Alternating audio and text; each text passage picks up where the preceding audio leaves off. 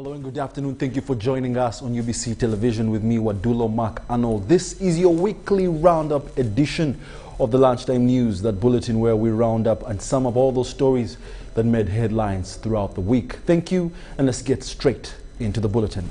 Now, to start out, President Yoweri Kaguta Museveni this week appealed to leaders in the Karamoja sub-region to form corral intelligence units as it emerged that criminal alliances among clans are using mobile phones to mobilize and raid cattle, which they then sell to buy guns and terrorize their communities. Now, he advised them to recruit informers in kraals who will give information to security to respond immediately and fast. President Yoweri Kaguta Museveni is in Karamoja sub-region to assess various issues affecting the region, especially the re-emerging insecurity occasioned by youth criminal alliances among the J, Matheniko, Bokora, PN and Topoth clans who attack their own communities, steal cattle and keep them before selling them off in exchange for guns. They also stage ambushes, especially along Kabon-Kotido route, to steal from their communities. The president says that government will restore sanity in the region, especially through fighting criminality, because it has a big capacity than before when they started the disarmament process. The president was addressing leaders from Karamoja sub-region in a meeting that took place at Moringa State Lodge, Napak district in Karamoja sub-region. The meeting was attended by 26 MPs from 9 districts of Karamoja, all the 9 RDCs, LC5 chairpersons, and all the security heads in the region. To have like 5 characteristics. Number 1, raiding cattle. And you are saying the Topotha, the Dodoth, they want to raid. Well, they shouldn't, because they will be destroyed.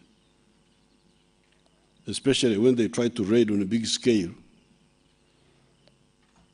That one is easy to deal with. I don't know why it should be such a big problem. So the one problem is raiding. Anybody who raids cows, because cows are not gold, which you can put in your pocket. Cows are sin.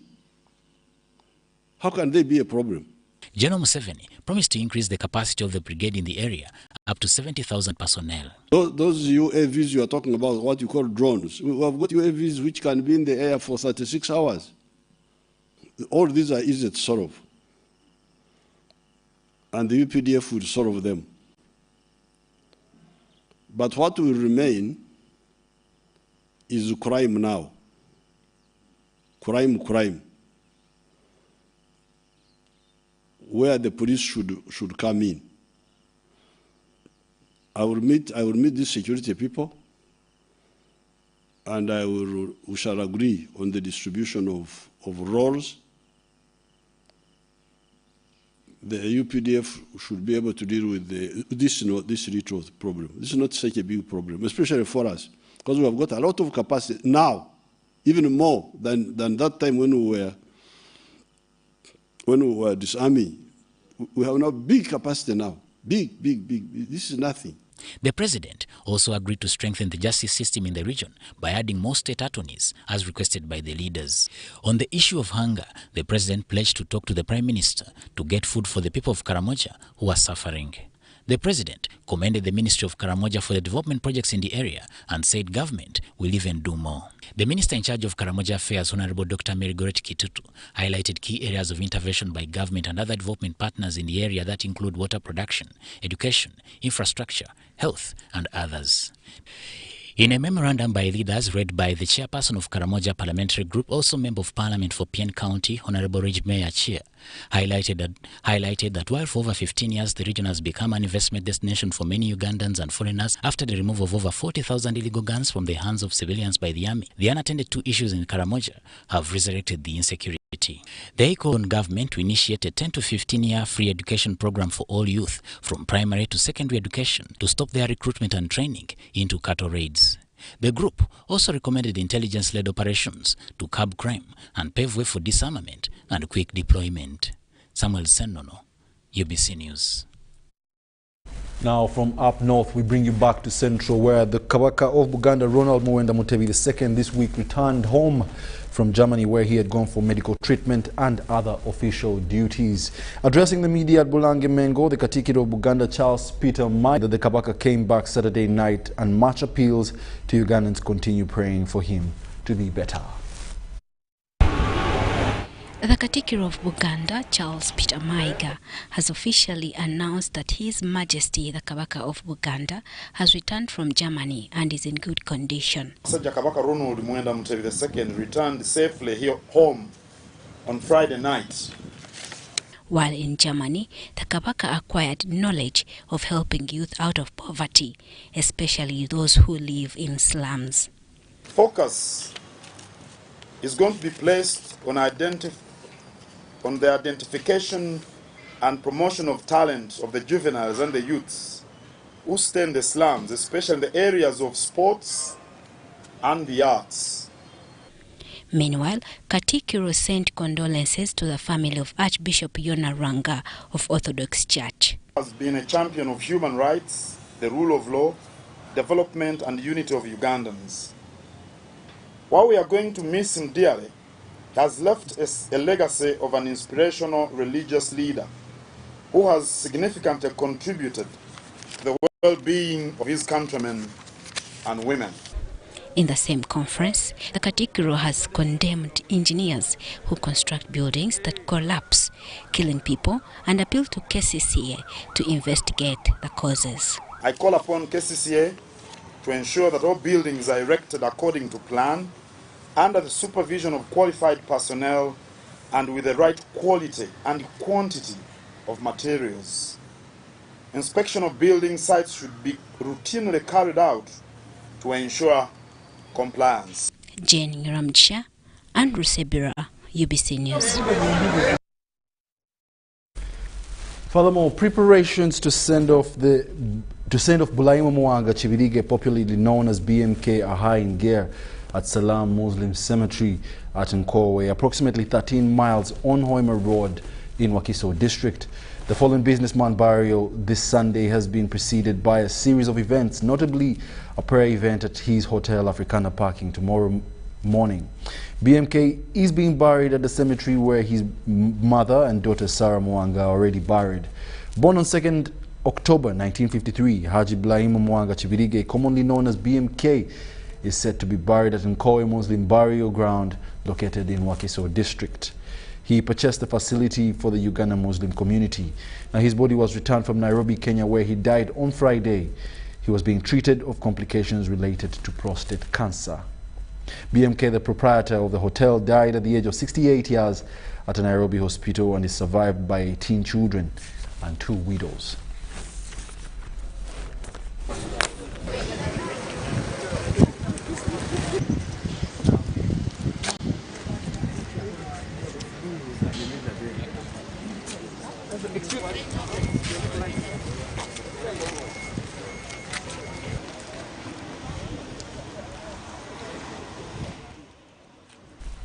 May his soul rest in eternal peace.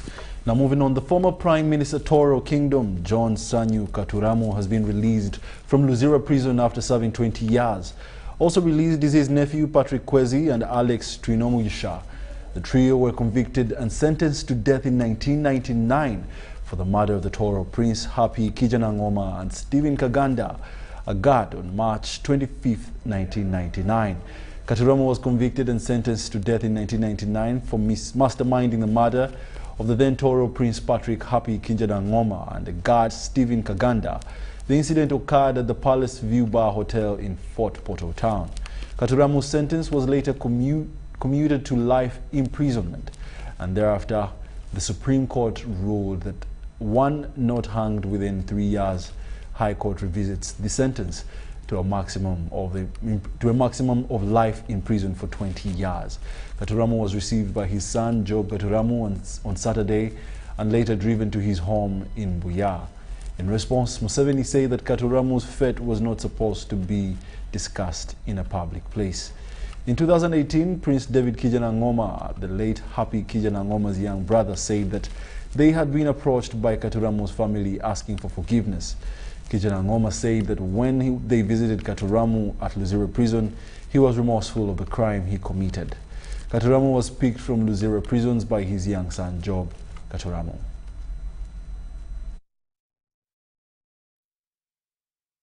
In other news, life is normalizing in Greater Masaka following the recent attacks that left many lives lost and scores injured by the machete-wielding thugs. The findings indicate that foot patrols, village security meetings are one of the interventions being taken to overwhelm the assailant. Now details are in this report. Security in Greater Masaka has been on test for last weeks after rampant killings by unknown assailants majorly in Masaka and Rengo district. Security experts reveal that the killings had no connection to property gains.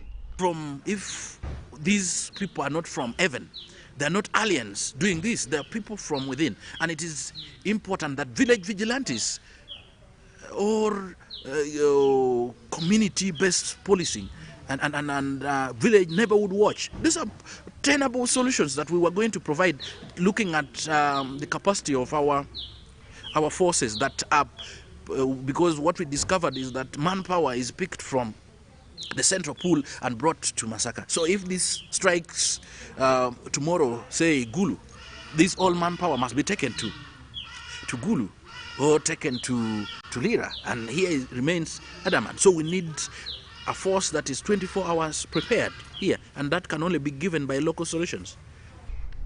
The Vice Chairperson Lango Parliamentary Caucus Okot Bitek said there is a need to reinforce community-based security interventions that can provide a lasting solution.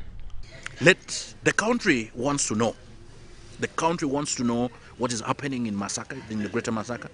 Let all the multiple forces handle the multifaceted problems of Masaka and come with solutions that will keep an end to the same. Of course, we have rejuvenated a number of village security committees and vigilantes who are willing patriotically to participate in night patrols. But I feel that basically, as we always guide them, that they should always get in touch with the nearest police. Adoption of night patrols by vigilantes, neighborhood watch systems in collaboration with security agencies has yielded results. The resident district commissioner Chotera Moses Dumba said mobilization of residents from village level to provide security to themselves and timely responses has worked. We have tried to reactivate the security committees right from the sub-counties, parishes, and lowest of the low LOC ones. As of now, we are moving sub-county by sub-county, town council by town council, to make sure that we increase awareness and we create avenues of how we can protect our people, the residents. Tight security operations in the most affected areas have relatively contained the attacks. However, experts say government should consider revisiting its intelligence system to find out the root cause of the recent killings and avoid future scenarios. Haruna Mutesasira reporting in Karisizo for UBC News. Now, the Uganda Engineers Registration Board this week criticized site engineers of a collapsed building in Chisenyi suburb of Kampala, capital city, of behaving unprofessionally and breaching the ethical standards of engineering. The board chairman, Dr. Kennedy Mutenyi, wants the site engineer and the supervisor held accountable for the laxity and the death of the 6 people who died on site. Uganda Engineers Registration Board has taken an assessment inspection of the collapsed site in Chisenyi, a Kampala suburb, to ascertain the main cause of the collapsed building. Is that for one reason or the other, the developers move very fast. They build structures very fast for obvious reasons. Because if you got a loan, you want to reap back the money early enough. But because the regulation or the enforcement may not be as good as it is, some key critical things are left out.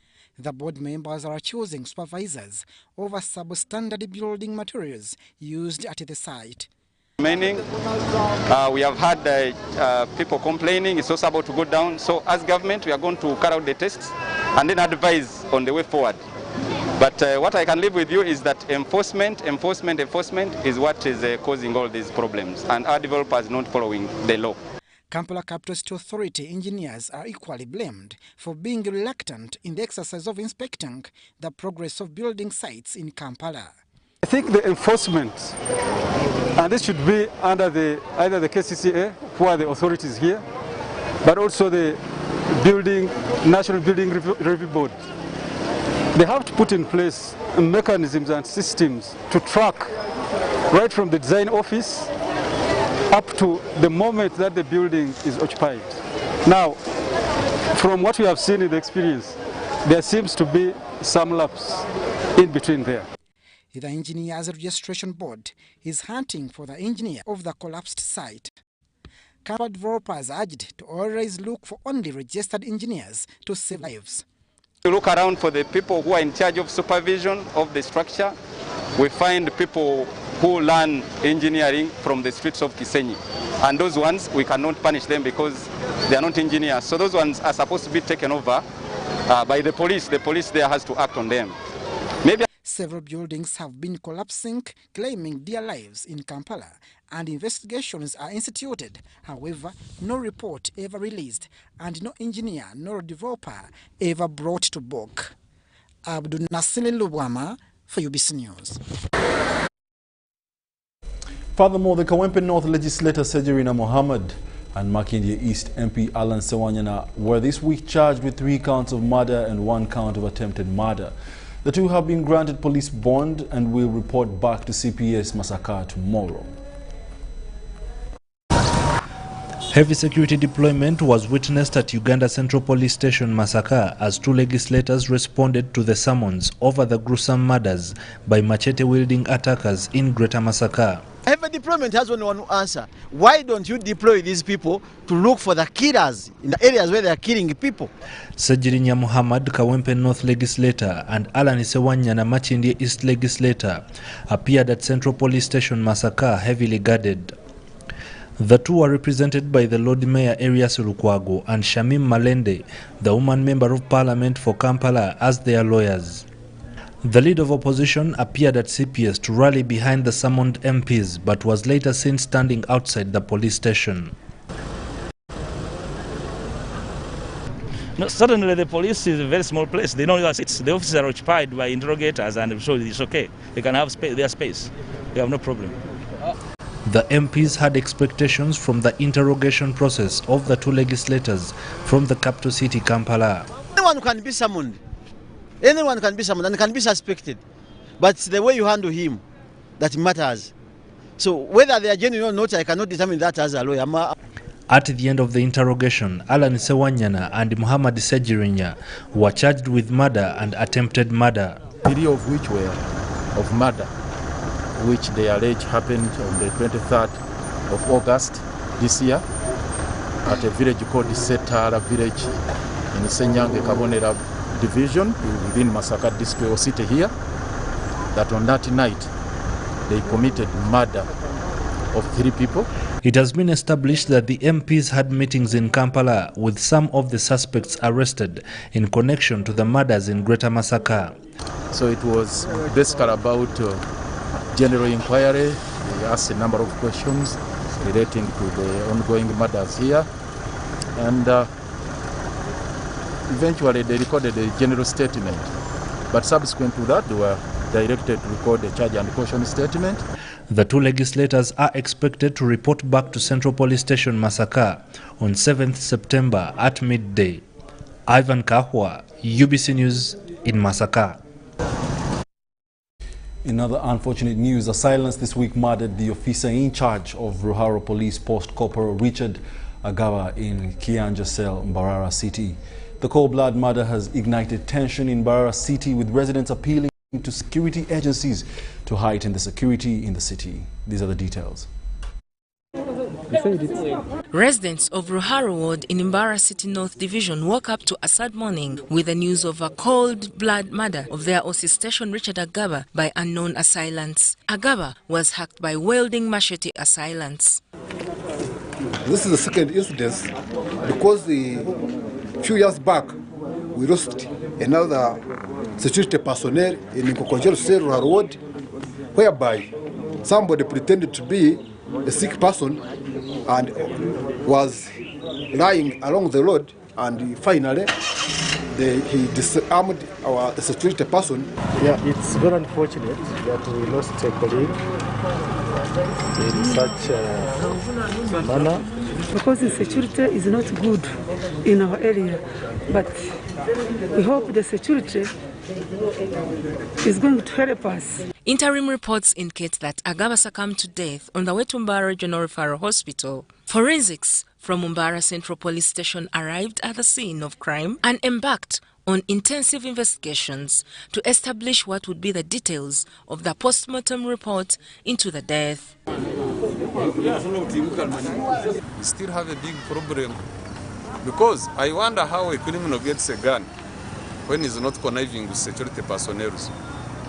I don't know whether we have a shop, a personal shop, an individual shop for guns. A police station home and power kumar. Akwala police post ntireka ndahara home police home. Ondijiro police wo mukazi uku bomwazio agarka barracks. It is said that Kopolo Agaba received a phone call from a boda rider, Awan Kizamzamiru, about the presence of armed robbers who had attacked Step Up Bar in Chiyanja Cell, Ruharo Ward in Mbarara City. Cassava Samson, the spokesperson for Rezi, explains more about the build-up events into the death of Agaba. Last night, the OC was responding to a scene of crime. He found when the assailants had already left the scene in Chiyanja, so he decided to pursue them. So unfortunately, these assailants, so these thugs, waylaid him, creating an ambush that he fell in, and later shot him while he was on a moving motorcycle. However, Cassava appealed to residents of Mbarara City to be vigilant about strangers in their localities and report to police. The body of Agaba is still at Mbarara Referral Hospital pending a post-mortem report. Do request anyone who might have information that is in connection with this murder to come out and give us that information so that it can help us in apprehending these assailants. Because if we do not apprehend them, they will keep on. Nelson Akampurira, Helen Barbara, reporting for UBC TV News. The Defense and Internal Affairs Committee of Parliament this week visited Greater Masaka to assess the level of threat to human life. While there, the committee met the Security Minister, Major General Jim Muhwezi, to discuss how to deal with the security threat. And this is what happened. But do you know? Members of Parliament on the Committee of Defense and Internal Affairs are in Masaka region following the recent attacks by machete-wielding thugs that have claimed lives and left others nursing wounds at Rengo District Headquarters. The committee was received by the resident District Commissioner Herman Sentongo together with the district officials. Please deliberate and then guide us on what you think can be done in view of the fact that these things of crime haven't been reached the public yet. During the heated debate, the committee exchanged bitter words with the Security Minister General Jim Muhwezi for not allowing the committee to visit the affected victims in their communities. Our principle here is not to hear from these officials. We heard from them, and we cannot keep on hearing from them. We want to hear from the hoi polloi, the common man, which is not here. Let them identify as the community. We go to the community, interact with them. And this business of saying we cannot interact with the victims, why are we here? Minister of Internal Affairs and the Minister for Security. In other words, the Committee of Parliament was going to work with the executive. Executive is the Minister of Internal Affairs and the Minister for Security. But this is a joint mission. It's not only Parliament, it's Parliament plus the executive. Rosemary Nyakikongoro, the committee chairperson, says visiting the victims could lead the committee to many unanswered questions. We are a committee of Parliament, and that's why we are going back to report to Parliament. We are not going to report to the Minister, but we are reporting to Parliament. So the Honourable Minister, can you please know that this is Parliament? The committee members, mostly from opposition, cited Rule 73(2) of Parliamentary Procedure, but General Jim Wes advised the committee that their interference would jeopardize the investigations and court proceedings that may tantamount to prejudice or contempt of court.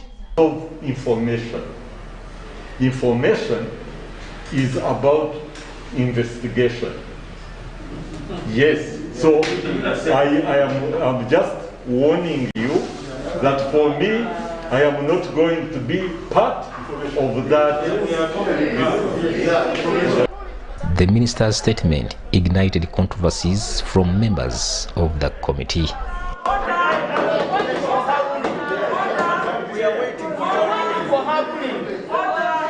Haruna Mtesasira, UBC. Furthermore, the defense... Uganda this week lost prominent religious leader Metropolitan Jonah Lwanga. The head of the Orthodox Church had jurisdiction in Kampala and all over Uganda for a church numbering about 60,000 people, also members of the Uganda Joint Christian Council. Now, members of Parliament this week described his death as a blow to their thought. Abaganda edda nakati waliyo nga baabo ababuuza era de maamu. From 18th July 1945, the 76-year-old life's journey for the head of the Orthodox Church in Uganda has ended. Born and raised in Dedea village, Metropolitan Jonah Lwanga followed in the footsteps of his grandfather, Obadiah Basajja Kitalo. Basajja Kitalo was one of the two initial leaders of the Orthodox Church in Uganda, alongside Rubens Patas Mukasa. Naye ekigambo eddembe tutategeera bulungi oba oliawo kye kitegeeza kiva mu kigambo kulemba. Etutera okukozesa ennyo kaakano ku mulembe guno kiri kulembereza. He completed general education in Bulemezi and Chadondo from 1952 to 1964. He enrolled at the Ecclesiastical School of Crete from 1964 to 1968 before attaining a degree in theology and philosophy from the University of Athens. Naye amawanga ago naddala eryange nze gye nsomedde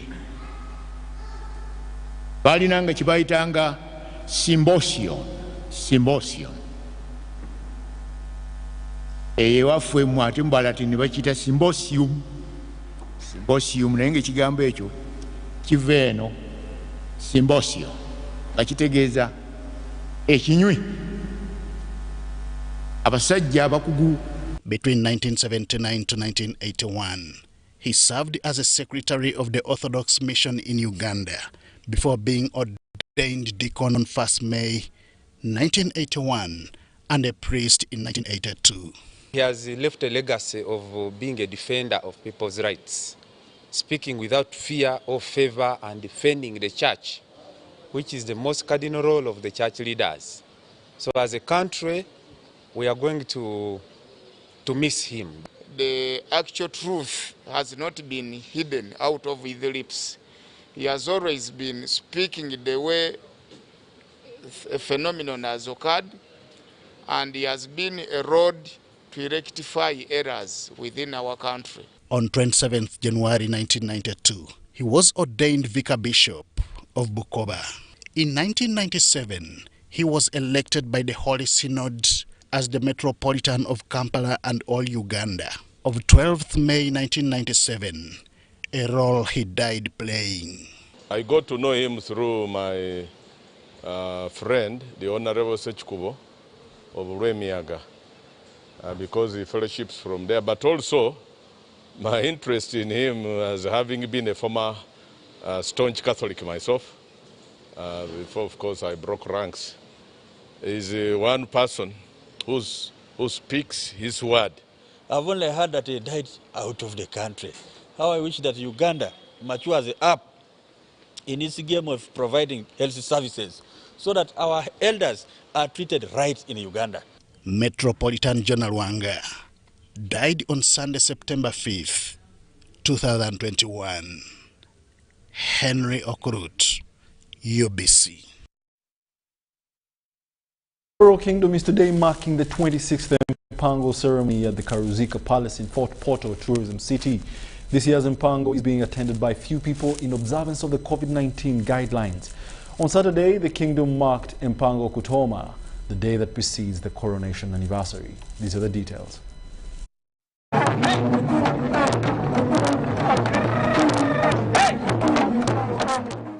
This is the mood in Tooro Kingdom as preparations for the 26th coronation anniversary of King Oyo Nyimba Kabamba Iguru Rikidi IV get underway this Sunday.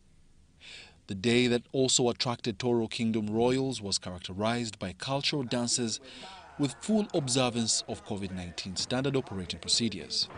At the main entrance to the palace, a rapid COVID-19 test is a must for everyone before proceeding to the palace for the event. The Minister for Health, Tooro Kingdom, Dr. Tito Bieza, said that the exercise is aimed at avoiding the third wave of COVID-19. We are now doing a rapid test for every participant in this activity today and tomorrow. We undergo a rapid diagnostic test for COVID-19.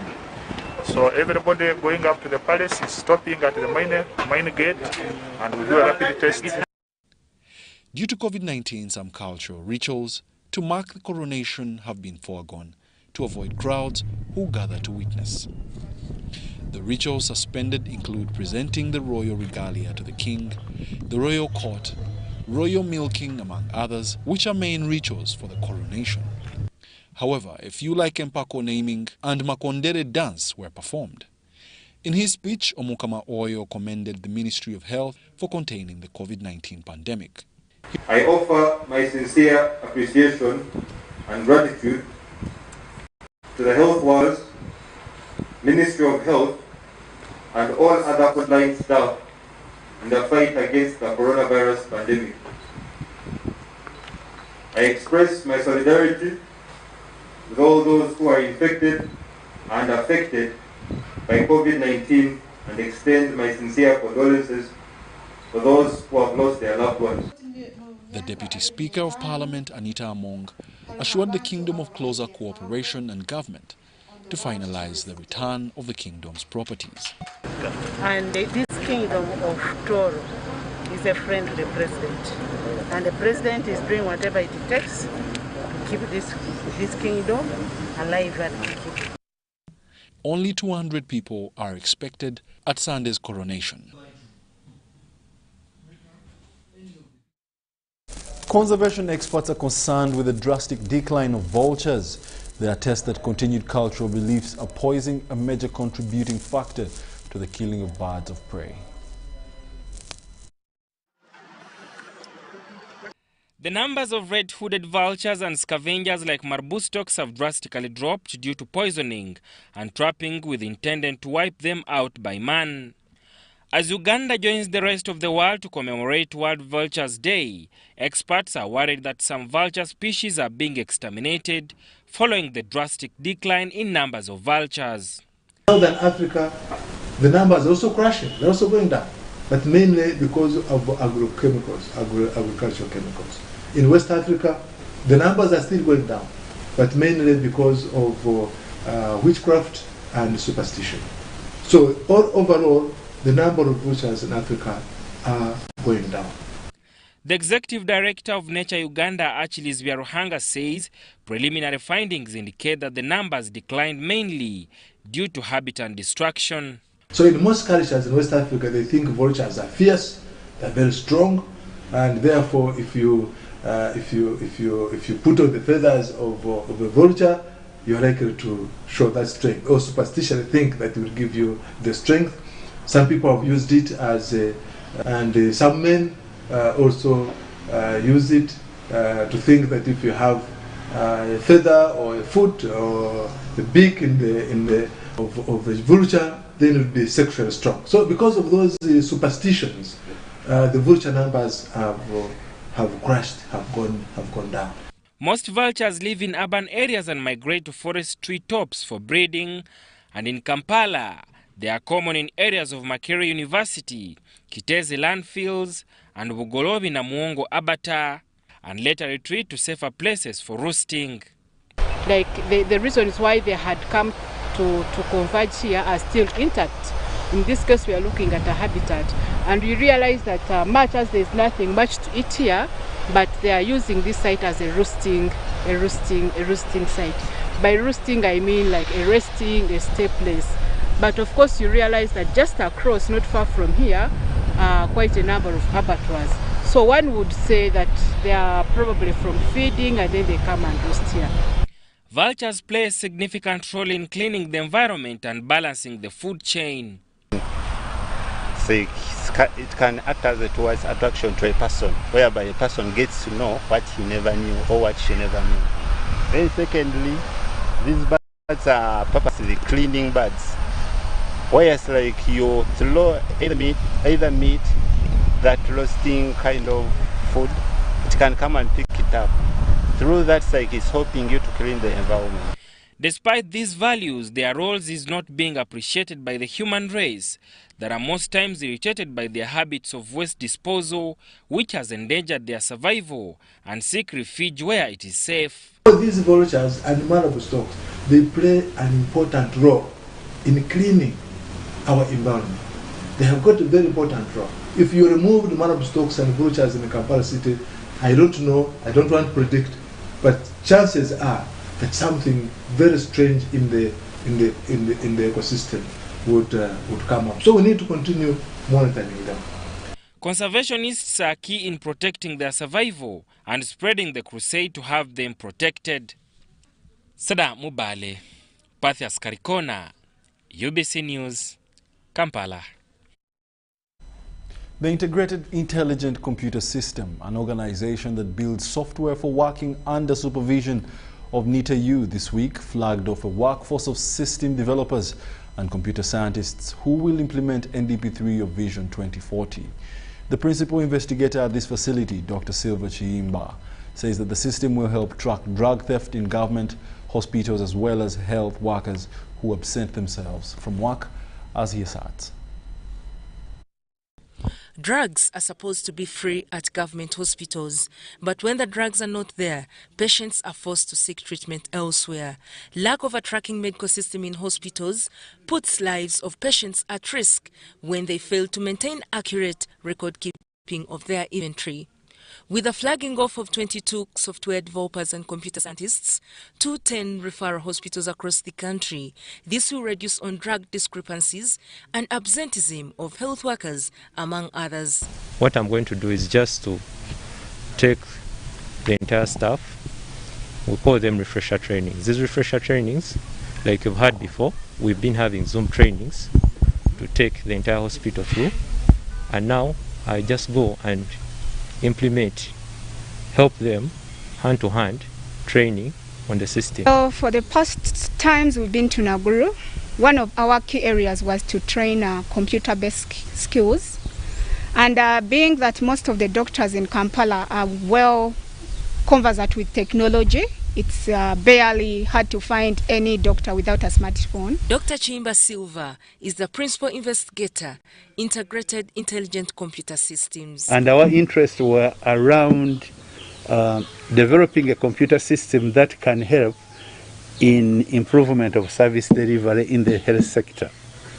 In dealing with absenteeism, we have developed a computer module into this integrated health information system. The module handles, one, the attendance of health workers. But we don't stop at acknowledging attendance of health worker, but the system goes further by monitoring them during their working hours. For example, Ekisa Rodney, a software developer at IICS, says the system has been made in a way that can't be manipulated. Server architecture that was used. The clients do access from their terminals at the different respective facilities, and all requests go through to our number of servers at the data center. So we do have quite a number of servers handling this system. One is the application server, other the database server, so the requests are passed back and forth between these. So that is in short how communication happens from the different facilities. So the system is also built to take into consideration. The system's beneficiaries include Moroto, Mbale, Soroti, Gulu, Masaka, Kabale, Mbarara, Fort Poto, Hoima, and China, Uganda in Nakuru. Reporting for UBC TV News, Helen Barbara. We'll now take a short commercial break and be back with the business news from the week.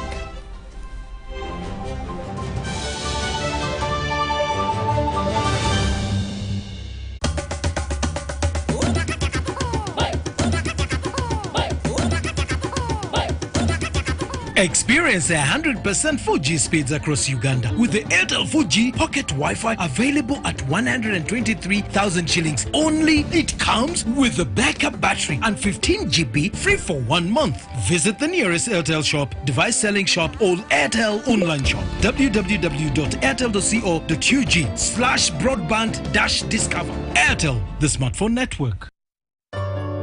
Join us virtually as we celebrate URA's 30th anniversary and annual Thanksgiving service. The event will be live on all major TV channels and on Zoom. The guest of honor will be His Excellency, the President, Yoweri Kaguta Museveni. The celebrations will take place at the Kololo Independence Grounds on the 15th of September 2021, starting at 10 a.m. Ebenezer, thus far the Lord has helped us. Lord, I am thankful. Thankful for the name of Jesus, thankful for the blood that cleans us. Lord, I'm thankful for you. Each day I am thankful, thankful for the Spirit's leading, thankful that in you there's healing. Uganda Revenue Authority, developing Uganda together.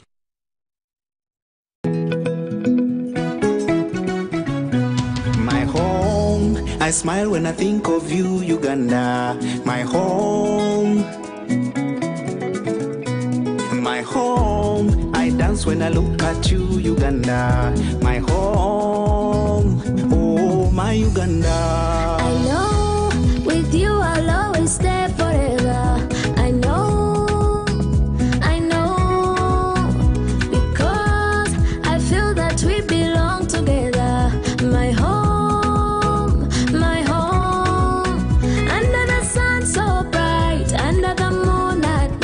On my heart, mommy, oh my Uganda. Hey, mama. At MTN, we look forward to starting another exciting journey together to grow our home, Uganda.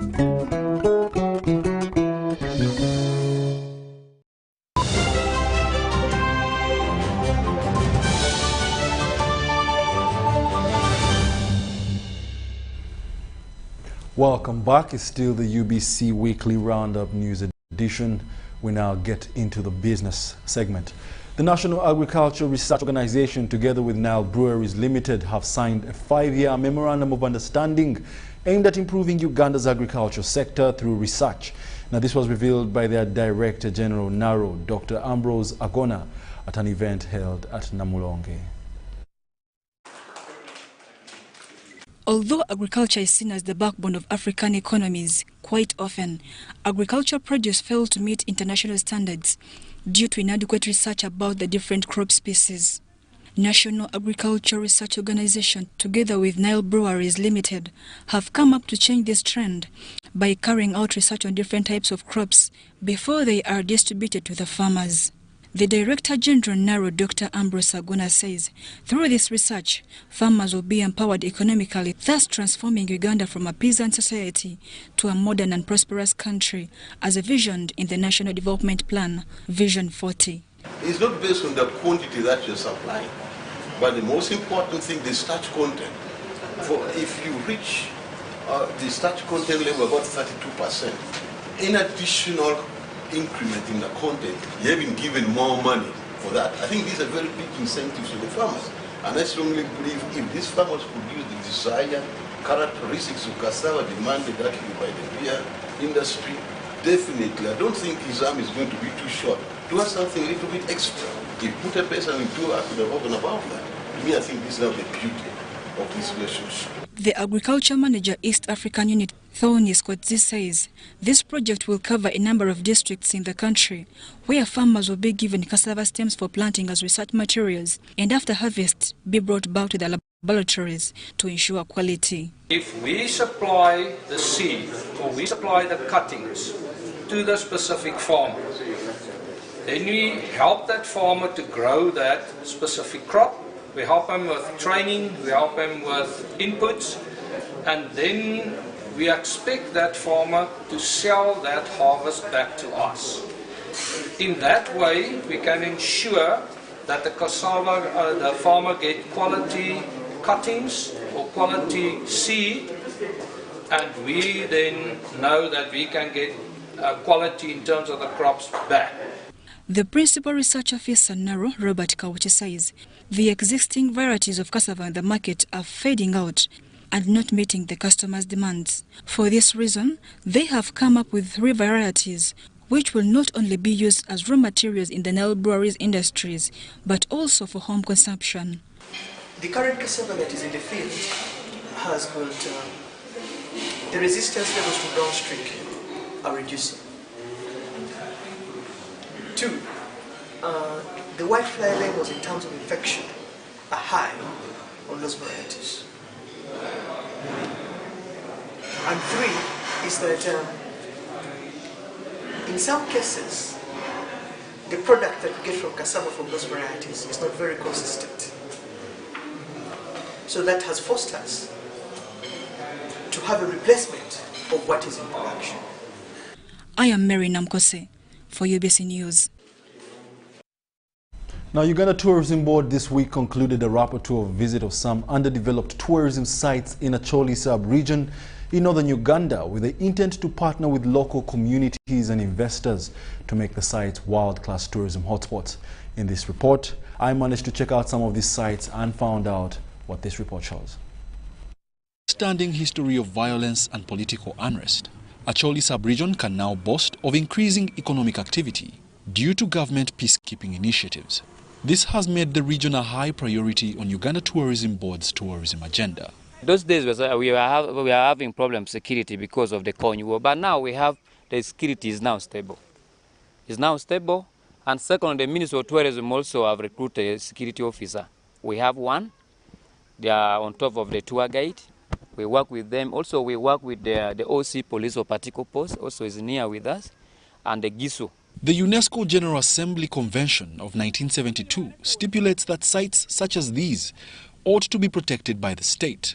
However, their underdevelopment is due to the region's prior insecurity that led to encroachment on the tourism sites over the years, a concern for many local communities in Acholi who hold high cultural attachment to these sites. In the past, this site is where the Lord Resistance Army Commander Joseph Kony came and performed his ritual here. I've learned from my grandfather that he slaughters a white sheep here to perform his spiritual beings. And even in the past, when LRA want to attack a nearby center here, they first come and they seek for permission from these hot springs. But now, since people have encroached in it, we need to go to a rightful mechanism in ensuring that the place is protected. The site hasn't been developed. When I say developed, I mean the surrounding site to host visitors. We haven't got the required infrastructure. One of the greatest challenges is, of course, access to these tourism sites. The fact that the areas haven't been developed is challenging the potential to tourism. But Uganda Tourism Board is trying its best to establish, relationships with these communities to make sure that they can improve these sites. Yes, as government, as UTB, we are a facilitator. We don't go directly into development, but definitely it's our role to look for partners. It can be a PPP, that is public-private partnership. It can also be private sector intervention only. For a very long time, tourism has been viewed as a fun and lively activity, which it is, but also there is an element of it in regards to sustainability, conservation, and I think that this is an area where the media could help us to take to the public. Heavy public and private sector investment is due if the tourism potential in Acholi sub-region is to be realized. Uganda Tourism Board is working with Uganda Wildlife Conservation Education Center, Uganda Wildlife Authority, along with community leadership to map out various high-potential sites to add on northern Uganda's tourism itinerary. Wadulo Arnold for UBC News in Guludi.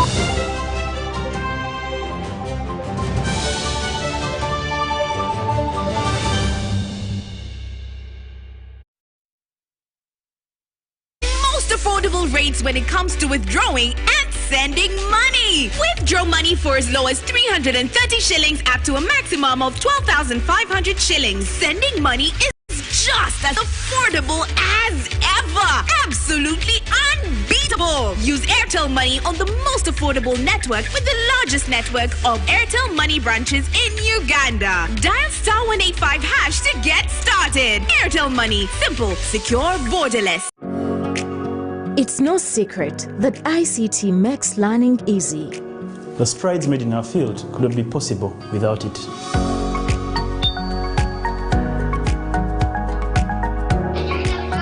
And now we can watch our favorite shows. My radio is my best friend. UCC provides an enabling regulatory environment and policy guidance for healthy competition. We also facilitate ease of doing business in the communications sector through licensing, standardization, spectrum management, tariff regulation, rural communication development, and consumer empowerment. An informed consumer is an empowered consumer. UCC supports local content and innovations. Driving the development of a robust communication sector in Uganda is Uganda Communications Commission.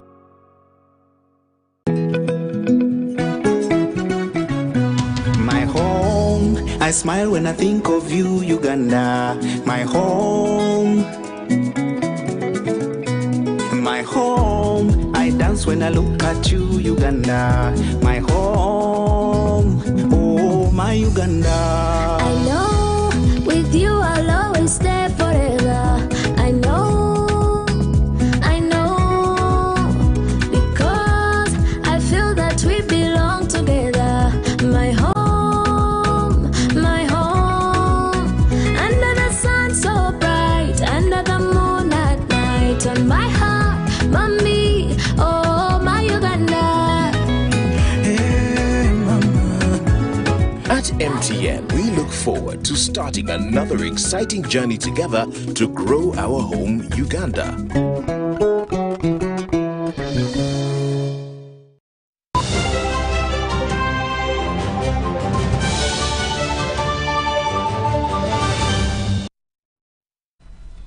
Welcome back. It's now time for the Sports Weekly News. Now, goals by Eric Kambale and Martin Chiza this week handed Express FC a 2-1 victory over Elmerake in a CAF Champions League preliminary game played at St. Mary's Stadium, Chitende.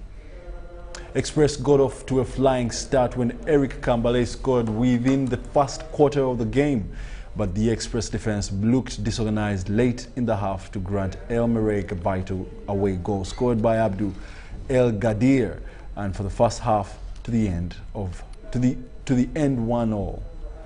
In the second stanza, Martin Kizas restored the home team's advantage after being picked out immaculately by Godfrey Luesibawa in the 60th minute. The hosts couldn't get another goal to get bigger advantage ahead of the second leg in Sudan next week. The winner of this tie will play either Equatorial Guinea's Akonangui FC or Zanaco of Zambia for the place in the lucrative Champions League group phases.